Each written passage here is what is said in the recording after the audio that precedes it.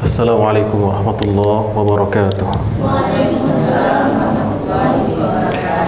Alhamdulillahi rabbil alamin. Wassalatu wassalamu ala rasulillah Sayyidina Muhammad ibn Abdullah wa ala alihi wa sahbihi ajma'in. Allahumma alimna ma yanfa'una wanfa'na bima 'allamtana wa zidna ilman wa fahman wa fiqhan wa amalan wa taqabbala bi rahmatika ya arhamar rahimin. Amma ba'du. Yang saya hormati Bapak Ibu pimpinan, karyawan-karyawati Yayasan Semen Padang, hadirin wal hadirat, saudara-saudariku seiman dan seaqidah. Bersyukur kita pada Allah di hari yang mulia ini, di hari Jumat pagi. Barakah Allah banyak kita terima, nikmat kesempatan kesehatan. Mudah-mudahan jika ada di antara kita yang berhalangan hadir karena suatu kesulitan, moga Allah angkat kesulitannya. Bagi yang kurang sehat, mudah-mudahan Allah sehatkan. Bagi yang punya utang, mudah-mudahan Allah bantu lunaskan. Amin. Yang amin berarti punya utang. Tidak mendoakan ya. Sekali 2 bulan terlalu lama rasanya, dah lama gak kesini. Ya, kita lanjutkan mungkin kajian kita tentang mawaris ini, contoh-contoh kesalahan dalam pelaksanaan pembagian waris di masyarakat. Ini berdasarkan pengalaman riset ya, dan kita bandingkan yang idealnya dalam syariat seperti apa. Bukan dalam rangka nyinyir ya, tapi dalam rangka kita belajar satu kesalahan itu harus diubah, tidak boleh kita biarkan. Kalau ada anak kita, saudara kita, ponakan kita sholatnya asal-asalan ya, kalau tanda sayang kita sama dia, kita tegur atau bukan Bapak Ibu? Ya, pasti kita tegur, bilang ruku nggak begitu, nah sujud nggak begitu, kan begitu, supaya ibadahnya diterima, kan begitu. Jadi kesalahan itu jangan dianggap bahwa mengkaji kesalahan bukan berarti kita nyinyir, tetapi dalam rangka proses perbaikan, semoga ke depan jauh lebih baik. Apa beda Nabi Adam sama iblis ketika melakukan kesalahan, melakukan dosa? Kalau Nabi Adam ketika beliau salah, beliau tidak cari pembenaran. Beliau terima itu kesalahan dan beliau akui itu dan segera bertaubat dan memperbaiki diri, kan begitu. Rabbana zalamna anfusana wa illam taghfir lana wa tarhamna lanakunanna minal khasirin. Ya Allah, aku nih telah menzalimi diriku. Ya, jadi Nabi Adam tak sibuk tunjuk orang ini gara-gara iblis nih. Ini gara-gara Hawa sih gitu kan. Gara-gara enggak ya. Tapi kalau iblis ketika buat kesalahan, apa dia bilang? Fabima aghwaytani. Ya, gitu. Karena engkau ya Allah telah menyesatkanku, kan gitu.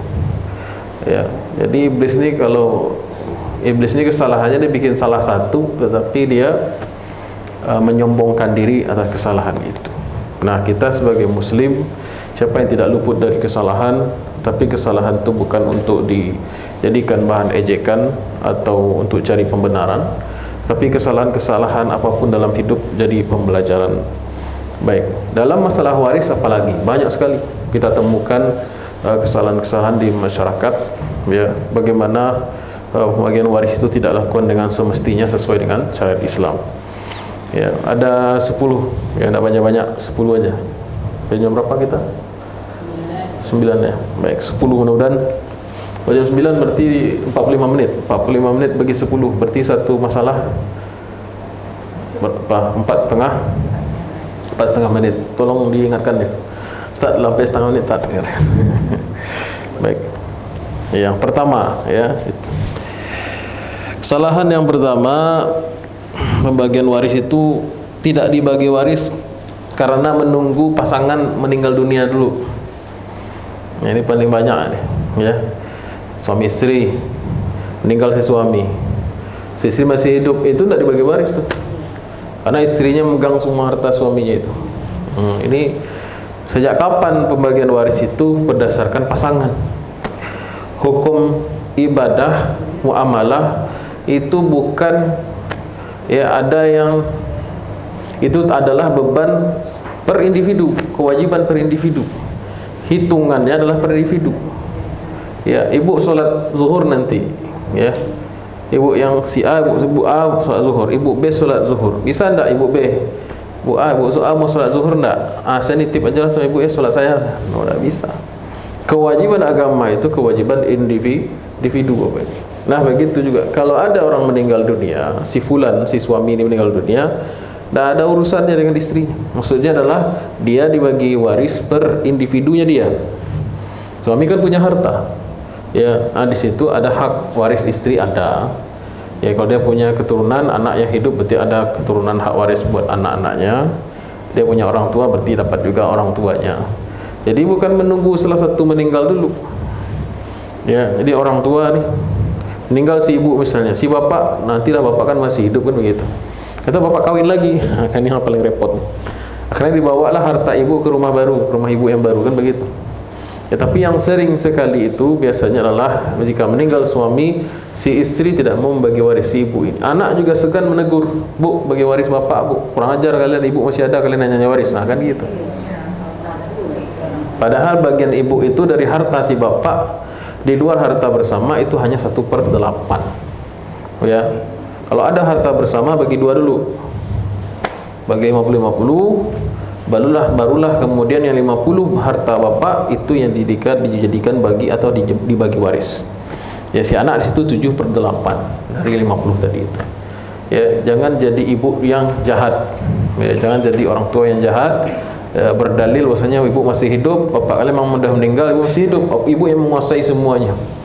Nah ini salah sekali ya, karena pembagian waris itu tidak pernah dihitung per paket pembagiannya, suami istri gitu, enggak, kakek nenek enggak ya, tetapi pembagian waris itu per kepala, per individu, personal.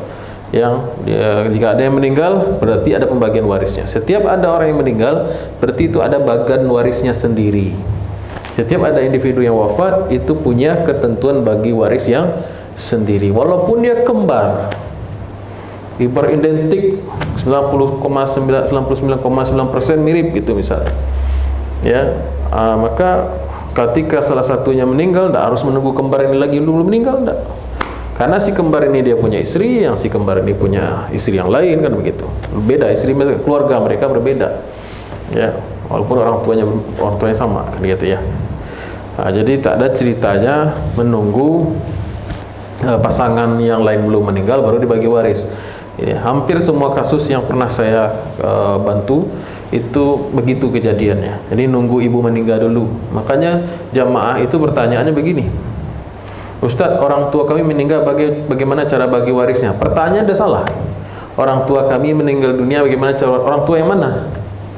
Ya, karena kedua-duanya Ustadz, bapak ibu serentak meninggalnya pak, serentak meninggalnya bu, enggak, berbeda. Jadi pertanyaannya diurutkan. Bapak meninggal tahun 2000 misalnya, ibu meninggal tahun 2020, ya. Itu kan lumayan jauh jarak itu. Bapak meninggal tahun berapa? Tahun 2000. Ibu meninggal tahun 2020. Anaknya nanya waris 2025. Karena udah ada tanah yang dijual sendiri oleh abangnya kan begitu. Harganya heboh kan?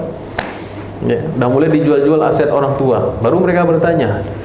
Ya, saya bilang telat. Harusnya ketika bapak meninggal tahun 2000 itu udah dibagi waris. Ya, kemudian udah selesai. Nanti tahun 2022 ibu meninggal. Tahun 2020 bagi waris. Bagi waris. Yang tahun 2000 itu bagian waris ayah. Tahun 2020 bagian waris ibu. Nah persoalan yang menjadi rumit kalau di antara tahun 2000 dan tahun 2020 ada pula anaknya meninggal. Ya, bayang apa ibu ya? Wah, papan ini besar sekali papannya. Karena ada papan saya jadi pengen nulis. Ya. Ini bapak kelihatan bapak bu? Bapak yang ini loh ya, bukan bapak yang ini. Bapak meninggal tahun 2000. Ibu meninggal tahun? Kok tahu ibu meninggal? 2020. Berapa tahun selisihnya nih? 20 tahun. Nah, kan tadi kesalahannya apa tadi? Menunggu pasangan yang lain yang masih hidup meninggal dulu baru bagi waris. Itu salah, fatal ya. Harusnya ketika bapak meninggal tahun 2000, ini ada bagian warisnya. Siapa saja ahli warisnya di sini? Ya. Nah, termasuk ibu tuh di situ, istri sebagai apa di sini? Sebagai istri. Dapat beliau berapa? 1/8. Kalau harta gonogininya beli bersama bagi 2 dulu, kan begitu. Baik. Nah, ketika ibu meninggal, itu ada pula bagan. Sekarang tahun berapa? Nah, kan sampai enggak.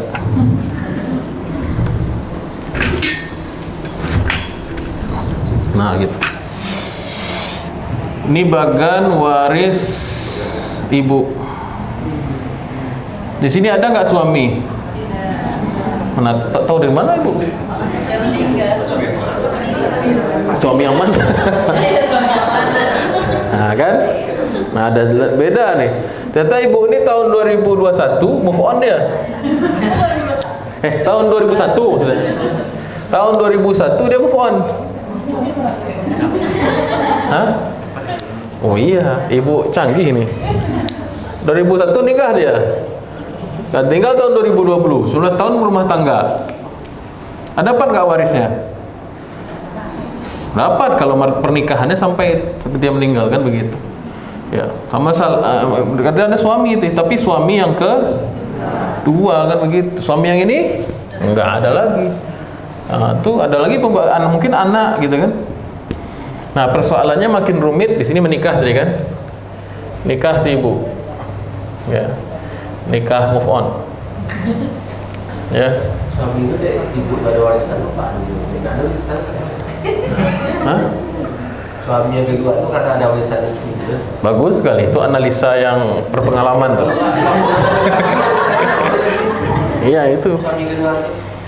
Iya, bapak jangan terlalu suuzon juga ya. Mungkin juga ibunya cantik, bisa jadi ya. Baik. Baik, ini ada pula yang meninggal. Ini kan pasangan suami istri tadinya kan. Anak mereka ada dong, ada kan? Karena ini 1/8, berarti ada anak nih. Bapak. Nah, di sini meninggal anak 2, gimana coba? Nah, ini tahun 2025 baru nanya waris. Ustaz, gimana cara pembagian waris orang tua kami? Orang tua yang mana? Saya bilang. Ya dua-duanya Ustaz. Siapa yang dulu meninggal? Emang serentak? Tidak. Bapak tahun berapa? 2000. Ibu tahun 2020. Di antara itu ada enggak ahli waris bapak yang meninggal? Ada. Saudara kami yang pertama. Saudara 1. Ini saudara 2. Ada bagan warisnya sendiri pula di sini. Di sini ada bagan warisnya juga. Ini mungkin dia punya suami, ini mungkin dia punya istri, bener nggak? Dia punya keturunan juga nggak? Sedangkan salah satu aset warisnya ini diambil dari sini, bagian dia 7/8. Paham maksudnya Bu? Nah, nilainya di sini masuk ke waris di harta dia. Dia meninggal jadi waris untuk bagian waris sendiri, mungkin anaknya, istrinya. Nah, ini juga dia meninggal di sini, atau dia nggak punya anak misalnya. Ya, dia punya istri aja, anak nggak ada. Berarti kan ada jatah saudara. Ini saudara bukan? Meninggal lagi, berkait-kait. Berkait-kait dia Ibu, ya, saling tumpang tindih.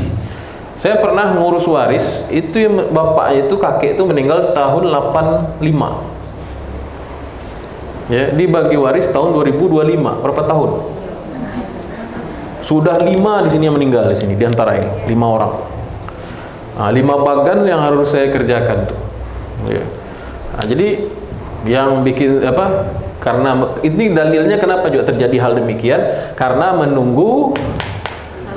Nah, itu masalahnya. Sebagian orang menganggap aib gitu kan, tabu bicara warisan kalau kuburan masih basah katanya. Justru itulah yang harus dilakukan. Sering saya sampaikan ke jemaah, kalau ada orang meninggal dunia, 2 yang disegerakan. Yang pertama, segerakan jenazahnya, dimandikan, disolatkan. Kok disolatkan habis mandi? Mandikan, dikafankan, disolatkan, dikuburkan. Sesuai syariat Islam, benar nggak? Boleh nggak pakai MUA? Orang meninggal pakai MUA? Nggak boleh, emang Kristen kan begitu.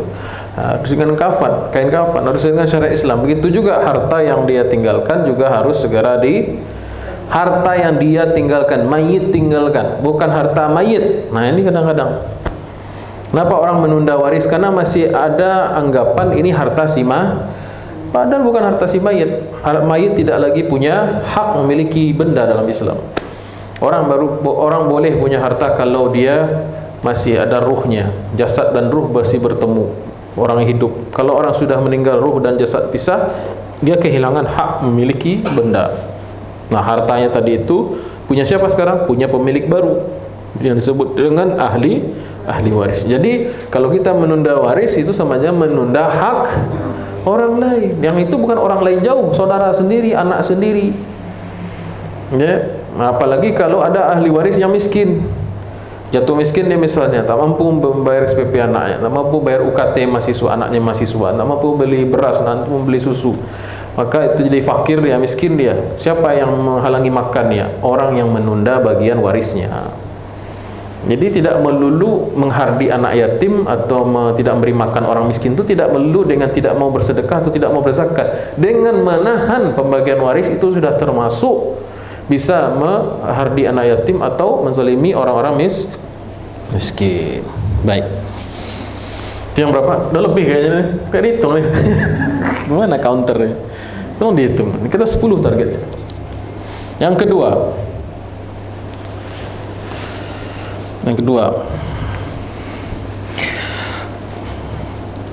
harta mayit dikuasai oleh istri atau suami yang hidup. Ini mirip dengan yang tadi ya. Kalau tadi menunggu pasangan itu atau yang lain meninggal dunia. Kalau yang kedua ini harta dikuasai oleh salah satu yang hidup dari pasangan. Baik. Pembagian suami istri ini Bapak Ibu sumber hukumnya dalam Al-Quran surat An-Nisa ayat 12. Surah An-Nisa ayat 12. Ini ayatnya. Ayatnya panjang. Hampir 1 halaman. Tapi untuk suami istri ini setengah halaman. Ya, saya bacakan. A'udzubillahi minasyaitonirrajim. Bismillahirrahmanirrahim. Walakum nisfu ma taraka azwajukum. Bagi kalian wahai para suami yang kematian istri dapat separuh apapun yang ditinggalkan oleh harta istrimu yang dia tinggalkan, yang dia meninggal itu, illam yakun lahunna walad, jika istrimu itu tidak punya keturunan yang hidup ketika dia wafat. Ya, fa in kana lahunna walad, jika istrimu yang wafat itu punya anak, baik dari dirimu atau dari suami sebelumnya, jika ada, falakumur rubu'u, maka bagianmu wahai para suami adalah 1/4, 25%. Mimma tarakna, dari total harta yang ditinggalkan oleh almarhumah istrimu tersebut. Tentu saja min ba'di wasiyatin yusina biha audain, setelah didonasi utang dan wasiat. Nah, maksud ayat buat suami itu Ibu. Ya. Ya, jadi suami itu jatahnya berapa? Kalau jatah warisnya berapa? Kalau istrinya meninggal? Setengah atau 1/4, tergantung kondisi istri yang meninggal itu. Apakah dia punya keturunan yang hidup saat dia meninggal atau tidak. Kalau si istri itu wafat dalam kondisi punya anak, berarti suaminya langsung punya drop jadi 1/2, jadi 1/4.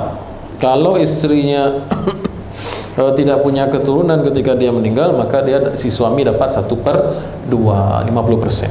Nah, itu ayat buat suami. Sekarang ayat buat istri-istri ini. Apa itu, Bro?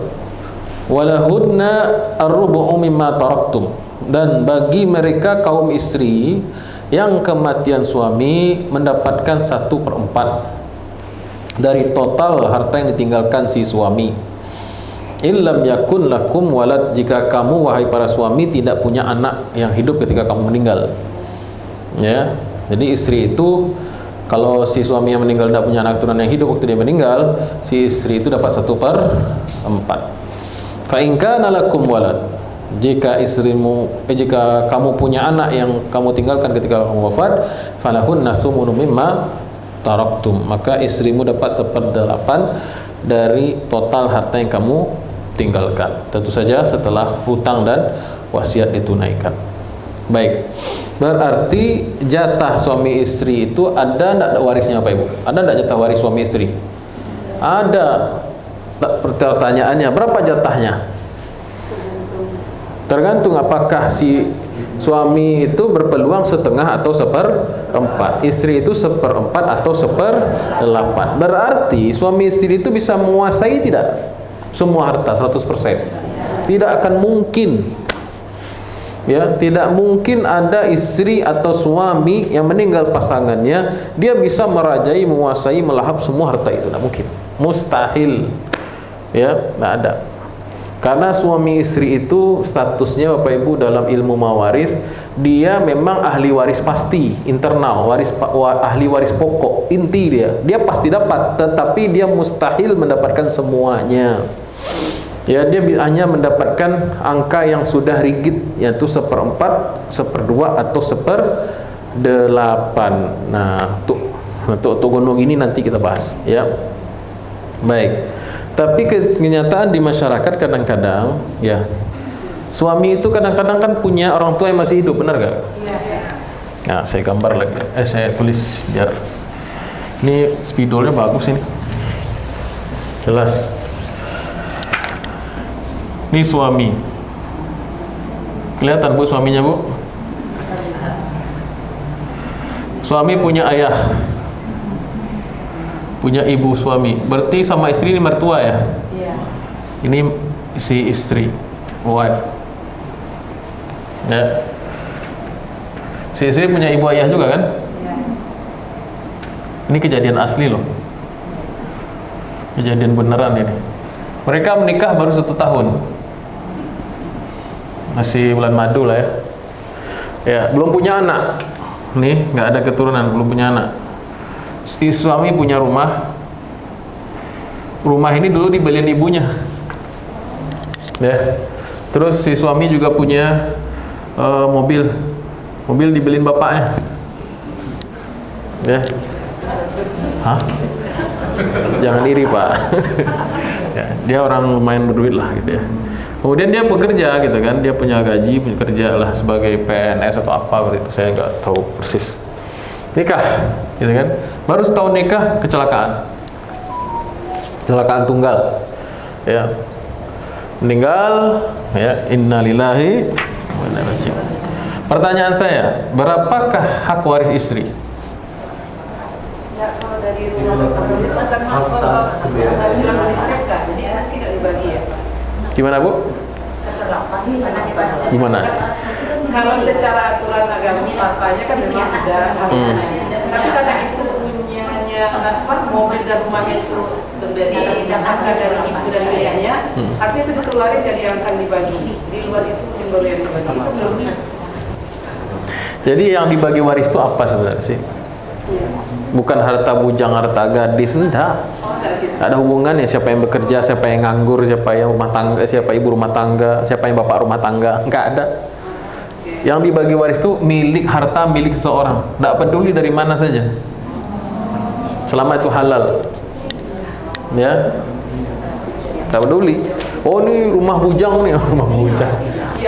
Nah, ini mobil bujang nih, gitu kan, enggak peduli. Boleh saja setelah nikah nih mampunya dia dikasih ke istrinya kan, misalnya. Boleh enggak suami ngasih mobil istri? Kencang banget. Ngarap ya. Ya. Atau sebaliknya istri, misalnya dia dari orang kaya juga, dia kasih suaminya emas 8 kilo, 74 kilo. Boleh nggak? Ya boleh aja. Nggak ada masalah ngasih ini. Makanya dibagi waris itu patokannya bukan siapa yang bekerja, ini nggak kerja Ustaz. Siapa yang nyicil rumah, nggak gitu. Ini harta gadis Ustaz, ini harta bujangnya, tidak ada masalah. Yang dibagi waris itu harta yang dimiliki oleh seorang, lalu dia meninggal dunia, itu masalahnya. Baik, oke. Sekarang intinya gini, dia punya tabungan, dia punya rumah, dia punya mobil.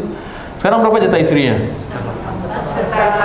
Seperempat. Nah, berarti kita bikin bagian warisnya kan?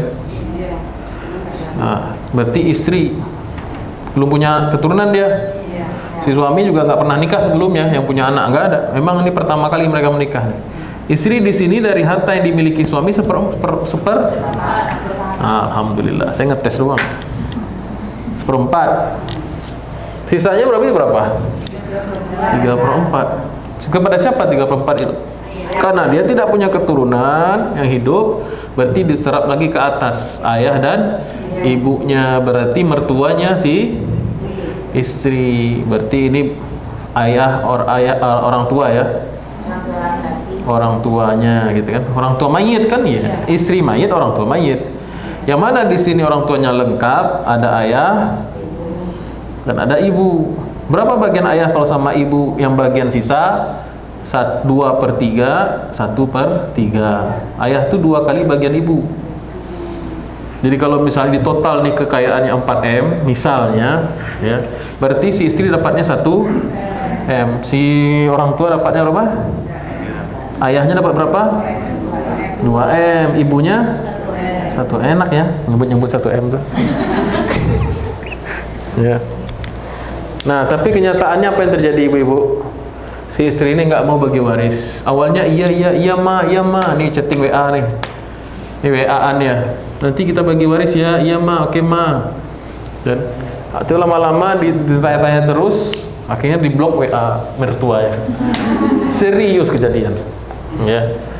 Terus akhirnya mereka musyawarah disamperin gitu kan, dilabrak lah gitulah. Ditanya lebih baik gimana bagian warisnya. Ternyata sidik punya sidik dicurigai yang mempengaruhinya ini tuh besan. Akhirnya mereka berantem di pengadilan. Awalnya pengadilan agama, naik pengadilan agama memakai hukum Islam kan. Ya, akhirnya orang tuanya dapat ini 3/4 dari total kan, istrinya dapat 1/4. Ternyata dia memperkarakan lagi ke pengadilan tinggi. Di pengadilan tinggi dimenangkan istrinya, dapatnya 100% harta. Orang tua ini nggak dapat. Padahal ini anak laki-laki satu-satunya mereka. Sudahlah, jatuh tertimpa tangga, anak meninggal, kemudian harta waris juga tidak dapat. Ya, siapa hakimnya tuh yang memutuskan tuh? Ya, saya kan hanya konsultan, saya nggak mau ke pengadilan. Saya hanya memberikan saran saja. Ya. Nah, itu terjadi, realitanya seperti itu. Jadi harta dikuasai oleh sebagian pasangan yang masih hidup, suami atau istri. Biasanya istri sih. Biasanya istri, ya. Baik. Tapi kalau yang meninggal itu istri, yang hidup itu suami, itu keluarga istri langsung memburu tuh biasanya. Dalam banyak kasus saya temukan itu kalau yang meninggal itu istri, kan yang meninggal suaminya. Kalau yang meninggal itu istri, biasanya keluarga istri itu gercep tuh, nagih-nagih waris tuh langsung. Karena takut harta warisan itu dibawa ke istri baru. Kan suami itu kalau kematian istri dia sifat ulah. Sikap mencari baru kan. Makanya kalau yang meninggal biasanya, kalau yang meninggal itu adalah istri, itu keluarga istri langsung menagih kepada suaminya, ya, kepada itulah. Baik, yang keberapa lagi? Nah, kalau tadi kan kalau seandainya suami meninggal kan ada anaknya, jadi kan dibagi sewaktu masih ada ibu tadi. Nah, umpamanya kan istri itu kan istri yang meninggal ini kan anaknya nggak ada, itu kan istri sama anak dapat, tapi bagi segera. Tapi kalau seandainya umpamanya anak ini masih dalam tanggungan istri yang masih kuliah, itu apakah dibagi dulu atau kalau sudah dibagi gimana tanggung jawabnya tetap tanggung jawab itu membayar istri anak ini atau dari warisan lagi? Paham nggak pertanyaannya ibu? Paham ya? Ini kan kasusnya nggak punya anak. Kalau punya anak gimana? Sedangkan hak anak itu besar. Ya, yang meninggal sekarang bapaknya. Berarti anak yatim bukan? Anak itu kecil ya, masih belum balik, berarti ya yatim. Ya itu harta anak yatim. Ya, ibu di situ bukan sebagai wali yatim di situ. Ya, kebayang nggak ibu ya? Kasusnya gimana, kebayang kan? Ini si A sebagai suami, si B sebagai istri. Nah, mereka meninggalkan 3 anak. Anggap saja namanya X, Y, Z. Nah, Z ini bungsu, umurnya masih 5 tahun. Ini SMA, ini SMP. Sudah balik ya? Sudah balik, berarti nggak yatim dong? Nggak yatim, karena definisi yatim itu apa? Hah? Oh ya, anak yang kehilangan bapaknya sedangkan dia belum baligh. Ya, berarti yang Z ini anak yatim nih. Maka si A meninggalkan warisan 800 juta misalnya.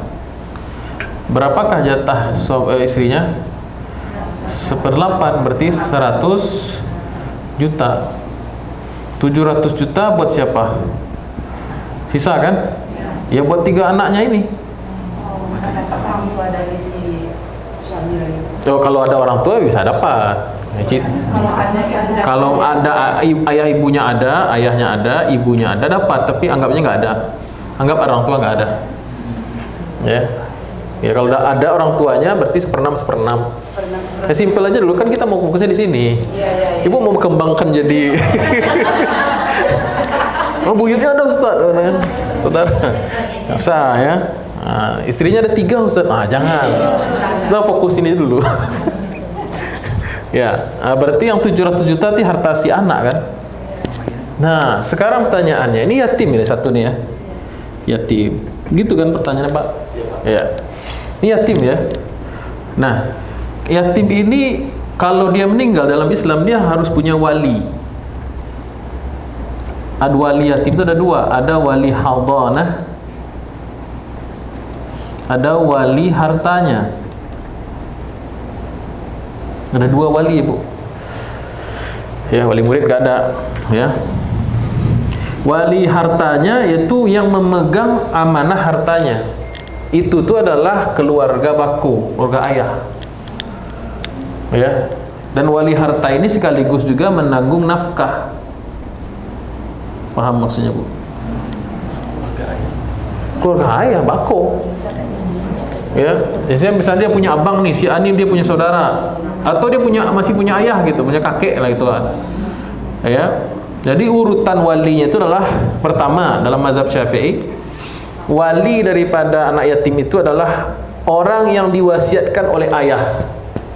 So menjelang meninggal dia mengatakan, nanti wali anak saya adalah si fulan, teman baiknya misalnya. Maka dia itu menjadi wali hartanya.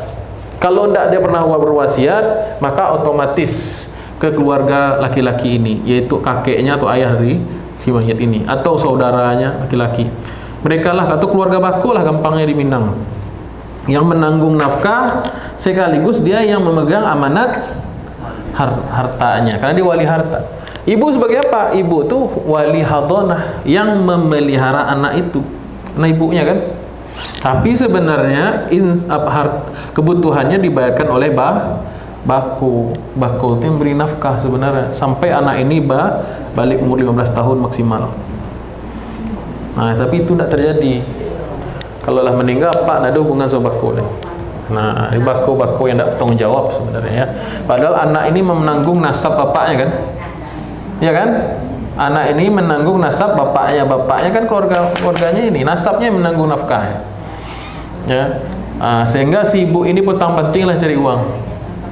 Menanggung nafkah sendiri, ya. Menanggung nafkah sendiri. Nah, hartanya tadi misalnya berapa? 700 juta misalnya kan. Berarti 700 juta ini anggap saja dia 3 laki-laki ya. Berarti 700 bagi 3, enggak bagus angkanya ya. Anggap saja warisannya 700 bagi 3 ini berapa kira-kira? Coba kalkulator. 233. 233 juta ini dipegang oleh wali harta. Jika dia fakir, dia boleh mengambil keperluannya. Wa in kana faqiran falyakul bil ma'ruf wa in kana ghaniyan falyasta'fif. Kalau dia mampu, dia enggak boleh mengambil sedikit pun dari harta yatim ini. Ya. Jadi kebanyakan kan tidak begitu. Ini tidak dititipkan kepada walinya, tapi ibunya yang megang. Nah, kalau ibunya yang megang, ibu harus bertanggung jawab ketika anak itu sudah besar, sampaikan kepada dia. Kalau ibunya kaya, tidak boleh dia makan harta ini. Ya, kalau ibunya mampu ya. Makanya di Minang ada yang menyupport tuh biasanya tuh atau pusako tinggi kan. Ada yang pusako tinggi itulah wakaf itu bisa menghidupkan anaknya, tidak perlu dia makan. Kalau dia ambil ini sama makan harta anak yatim walaupun anak sendiri. Nah, kalau anak itu sudah besar, ternyata harta itu sudah habis untuk keperluan ibunya belanja, shopping dan keperluan hari-harian. Dia harus sampaikan kepada anaknya. Maksudnya harta warisan mudah kemakan segala macam. Nah, itu harus disampaikan. Baik. Ada lagi pertanyaan? Silakan. Ya. Ini memang Bentar ya, Bu, ya, maaf. Ya. sejelas yang Ustaz jelaskan ini kan cukup jelas Ustaz. Memang true story-nya memang seperti yang negatifnya ya. Karena sebenarnya kejadian ya di Sungai Padang ini. Jadi istri ini memang punya 3 anak nih, SMA 1, SMP. Pas sudah 3 anak ya. Nah, istrinya ada. Nah, tapi yang sebenarnya masalah sekarang kan istrinya tidak bekerja. Ini sekarang ada cari solusinya Ustaz. Istri tidak bekerja, terus keluarga si bapak ini, suami ini, dia itu meminta untuk dibagi warisan itu. Sedangkan peninggalan suami itu kan dia istri merasa untuk menyekolahkan nanti ini tidak akan cukup lah, apalagi saya tidak bekerja. Mestinya seperti saya bilang kan, mestinya bapaknya itu yang membantu dia semestinya. Ini kan tidak terjadi. Nah, itu baik seperti apa Ustaz? Seperti sekarang kan ada mobil, dijualnya mobil itu lagi, karena selalu dipinjam sama bapaknya, tapi dijual sama istrinya mobil itu ditabung uangnya untuk bekal anaknya, anak yang 3 orang itu. Nah ini kalau tidak terjadi seperti realnya, maunya kan cuma dibantulah sama bapak-bapaknya itu kan. Nah, ini kan tidak jadi seperti itu. Ini baik seperti apa Ustaz? Kalau seandainya sekarang agama kan ada hak di si mertua tadi, tapi secara ada pula Mertua yang mana? Orang tua? Bapaknya, Suami. Oke. 1/6 itu? Cuman tapi kan sekarang kan dia tidak bantu juga, dia mengatakan mestinya kalian bantu saya lah misalkan anak ini. Kan malah harta yang ada ini mau dibagi. Nah, dari satu sisi kan istri benar juga nih bantu lain, tapi satu sisi kan di agama mestinya istri juga kasih juga gitu jatah satu anak tadi. Jalan tengah seperti apa? Musyawarah. Harusnya musyawarah. Panggil saya. Ini saya sampaikan. Ya itu. Saya kenal sama dia misalnya. Bukan apa ya. Dia punya double nanti. Ya itu. Baiknya kalau sudah kasuistik seperti ini, maksudnya memang real terjadi, ya harus musyawarah. Ya handphone saya ada kan nomor. Ya kalau pengajian ini teori aja Pak. Nah, kalau nanya boleh. Ya emang terjadi. Baik Ibu silakan Bu. Ini lebih 4,5 menit. Jadi Ustaz yang mau saya tanyakan, misalnya kayak yang kasus pertama tadi, misalnya ayah sudah meninggal, terus pembagian warisannya misalnya istri 1/8, terus anak-anak 7/8. Misal peninggalan si bapaknya tadi itu berupa misalnya rumah, tanah, mobil kayak gitu Pak Ustaz. Jadi cara pembagian 1/8, 7/8 itu gimana Pak Ustaz? Kan dia berupa benda, berupa rumah gitu. Dipotong Bu. Maksudnya kan nggak mungkin juga dijual mungkin dulu baru dibagi. Iya oke. Nah ini nih paradigma waris yang kurang tepat di masyarakat kita. Apa itu disebut pembagian waris? Jangan bayangkan nih cake, nih brownies potong-potong gitu. Udah. Kalau bisa kayak emas oke lah. Emas 8 kilo gitu, istrinya sekilo, potong silakan. Salahnya harta itu kan bentuknya rumah, bentuknya kan mobil, masa dipotong kan begitu kan? Ya, jadi pembagian waris itu paradigma yang benar mengenai pembagian waris, ya, itu adalah penetapan saham. Itu aja. Penetapan saham kepemilikan. Udah itu aja. Nah, nanti setelahnya apakah ada akad melepaskan hak? Ya, namanya tanazul. Ada yang berhibah memberikan bagiannya, ada yang jual beli transaksi saham masing-masing, ada yang ingin mengakuisisi, ada yang tukar guling. Maksudnya ini udah mobil ini kan berbagi ini mobil ini kan berkotak-kotak nih, berbagi-bagi. Ini ada lagi ladang, ada yang emas. Ya udahlah saya bulatkan ke emas, saya bulatkan mobil gitu. Makanya penting musyawarah. Jadi akad waris itu sebenarnya pangkal segala sesuatu. Setelahnya boleh turunannya. Paham maksudnya Bu? Ada yang dapat mobil, ada yang dapat emas tadi. Nah itu tukar guling, silahkan musyawarah. Siapa yang pengen kan begitu. Atau nilai manfaatnya, misalnya rumahnya berupa warisnya berupa rumah itu pas belah di pinggir bypass di sebelah mall Pejaten lagi mall ya mall Kobas ya. Jadi di sampingnya ada rumah warisan nih. Kita nggak rumah ahli warisnya 3 orang, ahli warisnya 4 orang biar enak baginya. Ahli warisnya 4 orang, laki-laki keempat-empatnya. Ini rumah ibu almarhum, ibunya yang bangun dulu kan. Oke. Rumah itu nilainya 4M gitu misalnya. Besar, luas juga. Ya, kita musyawarah lah berempat saudara ini. Kalau pembagian warisnya berarti masing-masing sahamnya berapa tuh? 25%, 25%, 25%, 25%. Benar enggak, Bu? Iya. Ya, bukan harus dibagi bagi 4, tidak mesti. Pembagian waris itu mesti majelis duduk bersama semua ahli waris, lalu sudah sepaham semua, sepakat bahwasanya masing-masing kita punya saham sekian. Oke, itu udah pembagian waris namanya itu. Nah, sekarang realisasinya gimana? Nah, mereka musyawarah, "Bang, udah dia gitu kan. Ini kayaknya potensinya jangan kita jual nih rumah nih. Bagusnya kita sewakan aja gimana? Karena di pinggir jalan nih, strategis nih buat usaha orang gitu kan. Nah, kita lihat orang buka usaha apa di sini kan gitu. Setelah itu berapa sewanya setahun? 100 juta. Berarti kalian yang bagian kan sekarang masing-masing kan 25%. Berarti semuanya mau mengambil setuju untuk disewakan rumah itu jadi ruko, jadi toko besar. Jadi kemudian masing-masing berarti dapat jatahnya berapa dari sewa? 25 juta. Ya, atau misalnya 4 bersaudara ini rumahnya nggak di pinggir jalan, rumahnya di agak dalam gitu kan. Nah, 4 orang ini, 3 orang nih udah punya rumah di Jawa, merantau, 1 orang di Padang yang belum punya rumah. Nah, saudaranya semuanya sepakat ya untuk menghibahkan ke adiknya yang belum punya rumah. Karena saya udah punya rumah juga. Berarti dia menghibahkan sahamnya 25. Yang punya si adik itu tadinya cuma 25%, sekarang karena dihibahkan.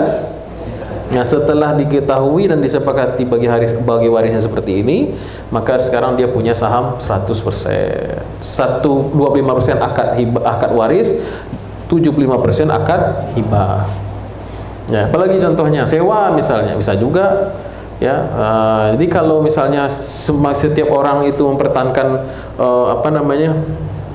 sahamnya, 3 orang ini memang di luar kota, tinggal si adik ini. Kalau si adik itu tinggal di rumah itu, berarti dia menumpang 75% lagi ke saudara-saudaranya. Dia ngomong saudaranya tuh, ya udah nih ambo tinggal di rumah kayo saham ambo mangsa perampe ado, cuman ambo kan sahamnya kete apa ibu udah uni kan 75% kan gitu. Ambo izin tinggal di rumah kayo di uni. Oh enggak ada, sorry lah. Tapi sahamnya masih tetap. Nah, misalnya nanti dia berumah tangga, bawa istrinya ke situ atau bawa suaminya ke situ, harus jelaskan ke istri atau suaminya karena anaknya bahwasanya bapak atau ibu hanya memiliki 25% saham di sini.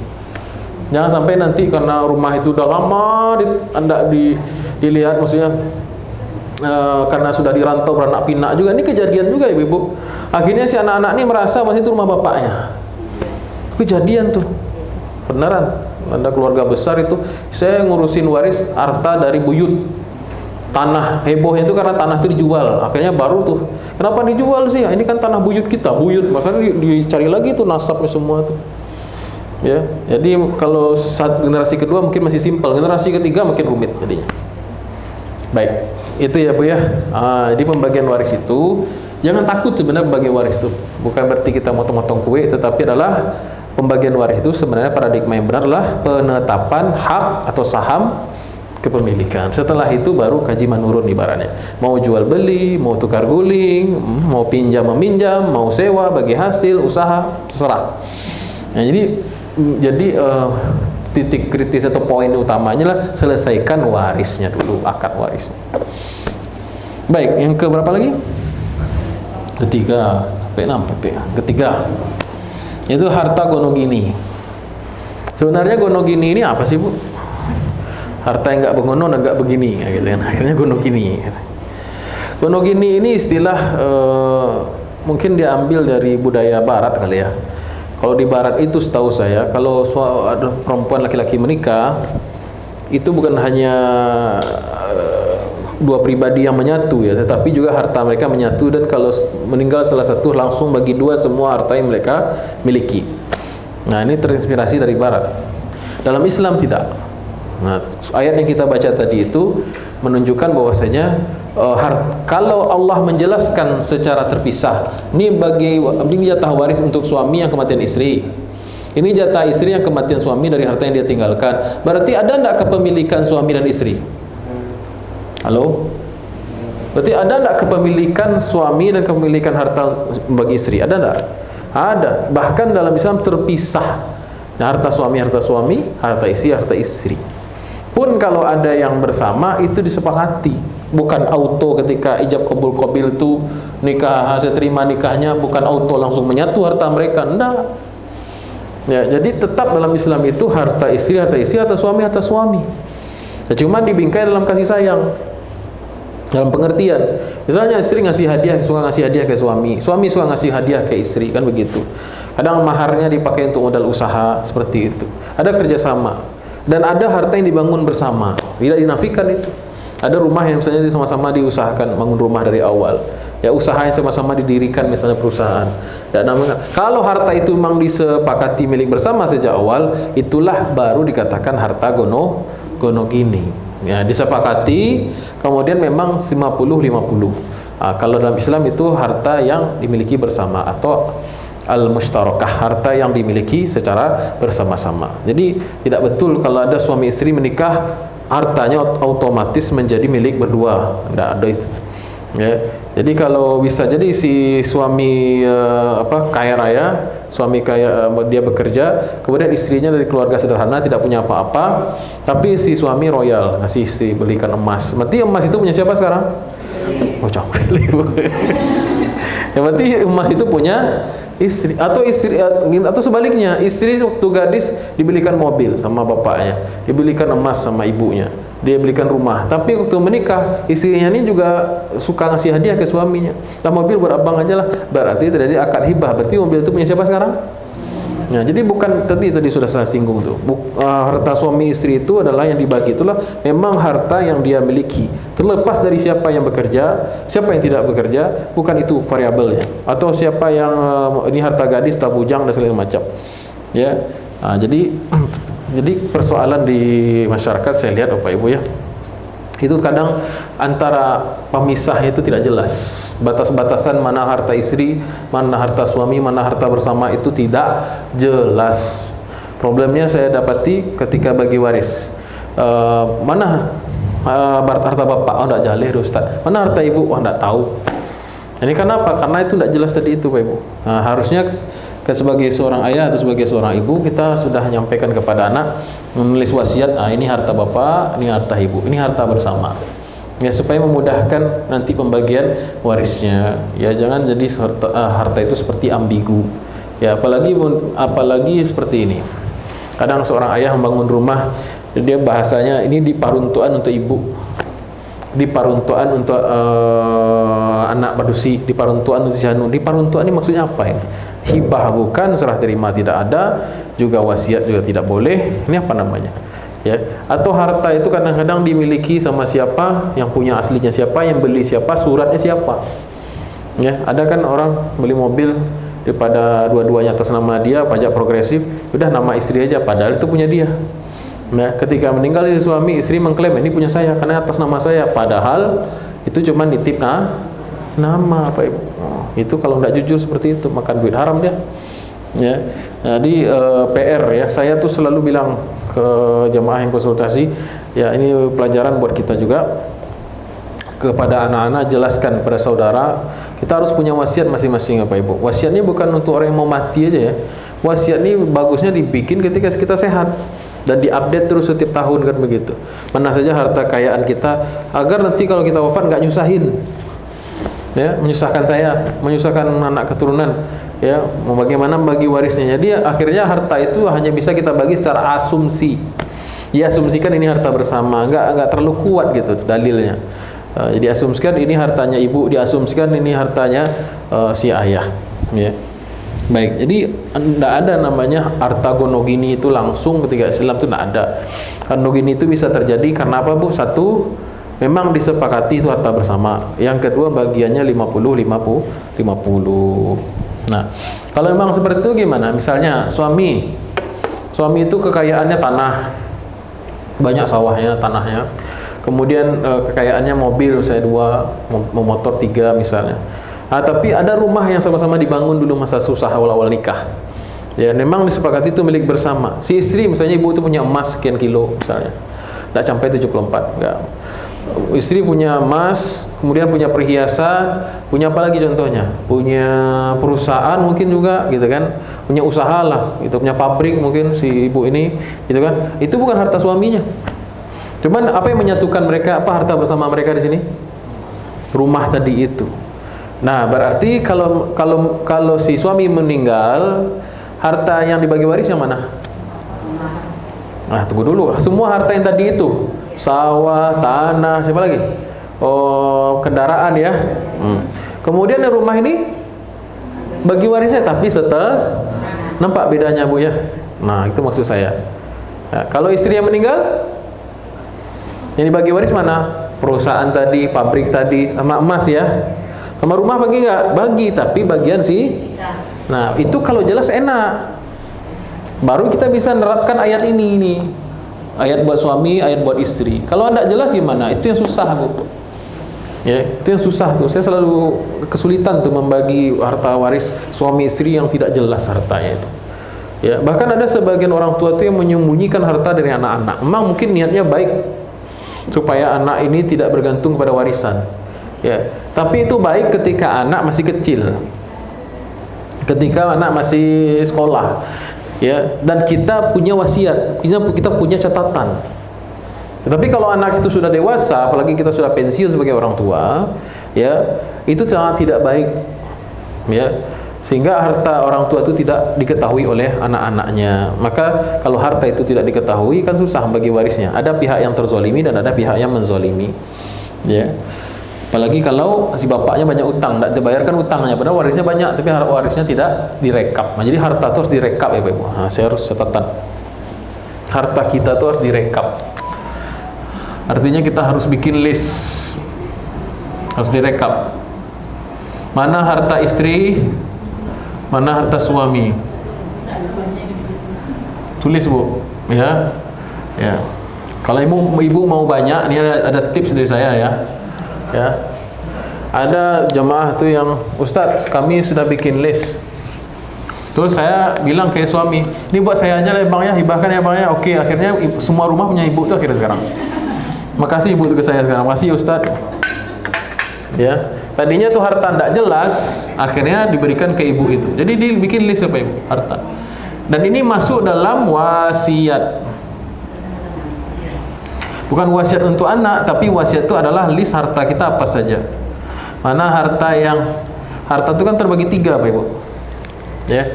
Wasiat mengenai rekap harta. Harta kita itu ada 3 macam.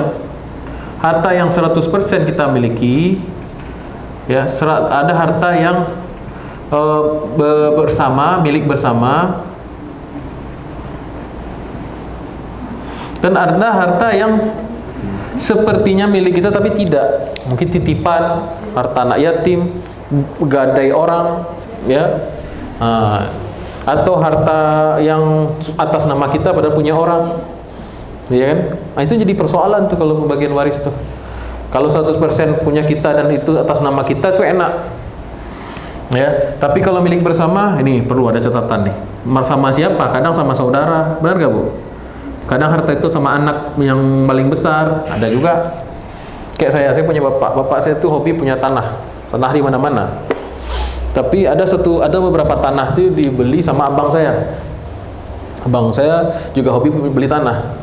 Jadi ada beberapa tanah itu ternyata saya kan masih kuliah, saya kuliahnya lama, saya kuliahnya di rantau, jauh. Jadi waktu saya kuliah itu ternyata abang saya kan pengusaha. Jadi dia beli tanah bareng sama bapak saya. Ya, untungnya mereka ngasih tahu ke saya gitu. Oh, ini tanahnya milik bapak dan saudara. Bayangkan kalau saya nggak tahu. Dan surat-suratnya ternyata surat atas nama bapak doang. Ketika bapak saya meninggal misalnya nanti, jangan diaminkan ya. Ketika bapak saya meninggal akan jadi ribut kan nanti itu. Saya bilang, ini waris bapak, tanah bapak. Oh, ini abang beli dulu sama bapak ini berdua nih. Situ aja. Akhirnya berantem. Benar nggak Bu? Untungnya sudah dikasih tahu bahwasanya aset-asetnya itu milik saham itu milik berdua seperti itu atau milik siapa gitu. Nah, kemudian harta-harta orang lain nih, ini banyak sekali di Minang ini pagang sawah orang. Ya. Kalau orang meminjamkan emas atau pinjaman uang, lalu orang itu menggadaikan sawahnya, sawah itu punya siapa? Coba punya orang itulah. Kan dia menggadaikan. Nah, kecuali sawah itu sudah jadikan barang pelunasan utang. Gitu ya. Nah, jadi sawah itu punya orang, jangan banyakan itu kan nggak ditebus-tebus akhirnya nih dianggap punya dia, jangan syubhat jadinya. Nah, jadi gitu Pak Ibu. Misalnya gini deh. Ya, saya merental mobil Innova Reborn 3. Saya rental ya. Kemudian saya meninggal, apakah mobil Innova Reborn ini otomatis jadi waris? Tidak, mobil rental, mobil orang kok gitu kan. Tapi kebetulan surat-suratnya sama saya atau kunci sama saya. Nah, jadi kadang-kala itu yang tidak diketahui ahli waris, maka ini yang harus dijelaskan. Sebelum kita wafat yang husnul khotimah dan wajal itu kita nggak tahu kapan, ini bukan hanya persiapan amal soleh sebelum wafat, tapi persiapan kejelasan harta. Baik, ini yang jarang orang memikirkannya. Ya. Baik, itu mungkin 3 dulu ya, 3 poin ya. Baik, nggak bisa 10 poin. Cukup dulu ya, Andre, udah 97. Baik, ada pertanyaan terakhir? Tidak. Baik, yang mau konsultasi silahkan, nomor saya ada sama pengurus. Subhanakallahumma rabbana bihamdika asyhadu an la ilaha illa anta astaghfiruka wa atubu ilaik. Maaf salah kurang. Assalamualaikum warahmatullahi wabarakatuh.